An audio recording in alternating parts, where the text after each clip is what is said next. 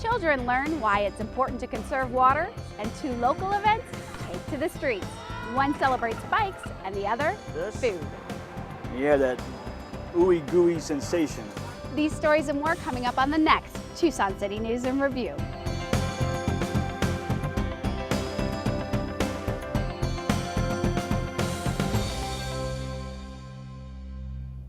Hi, I'm Lane Mandel, and welcome to Tucson City News in Review.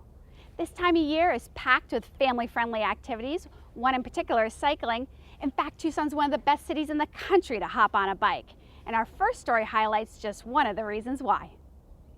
Because today, this street, 4th Avenue, 6th Avenue, son nuestras calles, they belong to us.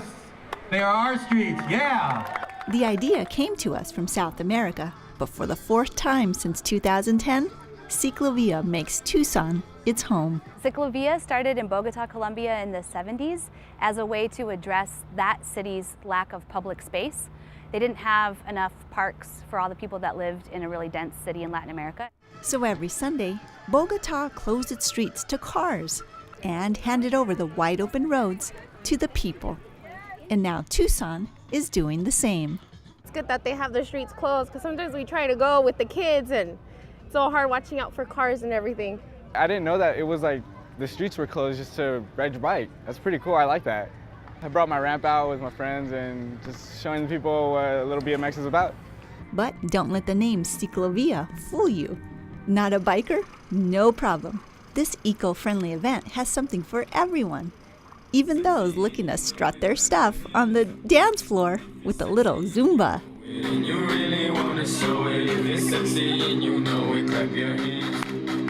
Ciclovia is a perfect way to put the pedal to the metal on a Sunday afternoon. What are we doing out here? Having lunch. We're having lunch. We're doing the loop, and we've played drums. We just went in the jumping castle, and we're doing this route. Ciclovia was put together by the Living Streets Alliance in collaboration with the City of Tucson and South Tucson. But they couldn't have done it without the nearly 200 individual donors who raised over $8,000. It'll give you, the oomph you need to get going. Yeah, that's the idea. There you go. Thanks. Thank you. Thousands turned out for this event. Living Streets Alliance hopes to bring Ciclovia to Tucson not once, but 4 times in the coming year. Not only is Tucson tops for cycling, last month thousands took the National Mayor's Challenge pledge to make Tucson #1 for water conservation. Now, as desert dwellers, we know the importance of saving water, but how do you get that message to children? How about delivering it on a bus? During a special presentation, students at the Maribel McCorkle Academy of Excellence were primed for an adventure in water conservation. No school could be more perfect than your school because it's brand new, and I know that you're trying to get your LEED accreditation. McCorkle is a 21st century school, so sustainability is integral to the building and the curriculum. There's all the water. You can see how much water's in the oceans. 2/3 of planet Earth is covered by water. But can we drink most of that water? No, we can't. The morning lesson focused on the importance of water. To drive home the point, the students enjoyed a mobile learning experience provided by the nonprofit Weiland Foundation. And our 4th, 5th, and 6th grade students can come in, and there are models of rivers. There's some interactive activities that they get to experience. It's a way to have our children learn about conserving water. I know that they've always been told by their parents to turn the water off when they brush their teeth. Well, now they know why.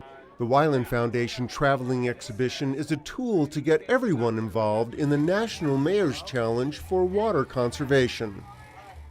Conserving water is something simple we can all do to help sustain our planet. But what can we do to help out in our own neighborhood? Well, the answer to that might be right in your own backyard. At a recent neighborhood association meeting on the city's southwest side, Midvale Park residents convened to discuss community issues, get to know each other, and have a little fun. Getting to know your neighbors is probably the best thing that you can do in your community. And I know a lot of the neighbors very personally now. We need to fill the position of secretary, treasurer, vice president, and president. And working together produces real results. We do our own graffiti abatement. As soon as there's a graffiti, like someone might tag the night before, the next morning you won't even see it. They're so quick.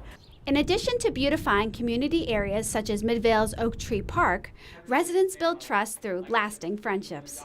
I wish more of our neighbors would get involved because you're not alone out there. If we get together and we stick together, we can make our neighborhoods safer, and we can also make them more enjoyable. I'm Paul Cunningham. I'm the East Side City Councilman, Ward 2. The unified voice of a neighborhood association also provides an important link to local government. When the different parts of Tucson government know who the neighbors in that place are, they can really address the needs in that area so much more quickly. And according to this association president, any neighborhood can do it. For more information about neighborhood associations, visit tucsonaz.gov/HCD. Remember that feeling taking your first driving test when you had to prove you could parallel park? Well, take that feeling and imagine yourself behind the wheel of one of these. We see them everywhere and take them for granted. Huge trucks that handle our trash and recyclables. Rarely noticed are the drivers behind the wheel and the skills required to operate these vehicles safely. To put their skills to the test, a team of operators from the city of Tucson competed in a rodeo with their peers from municipalities across the state. Parallel parking, I think, is probably one that we all can relate to. So when you take a 35-foot vehicle and try to fit it into that space, it's a real challenge. Quite frankly, these are things that our drivers face every day, trying to maneuver through the streets of the city, the parking lots of the city, are all kind of these close maneuvers that we have to do. The rodeo is sponsored by the Solid Waste Association of North America and hosted by the city's Environmental Services Department.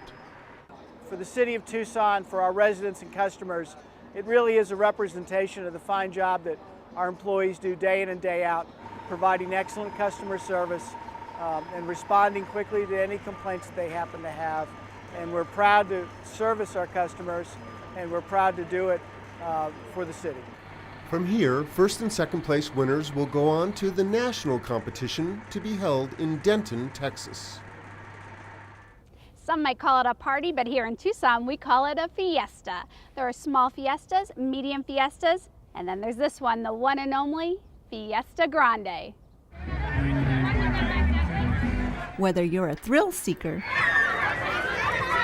a popcorn lover, or a prize winner, the annual Fiesta Grande, held in one of Tucson's oldest neighborhoods, Barrio Hollywood, has something for everyone.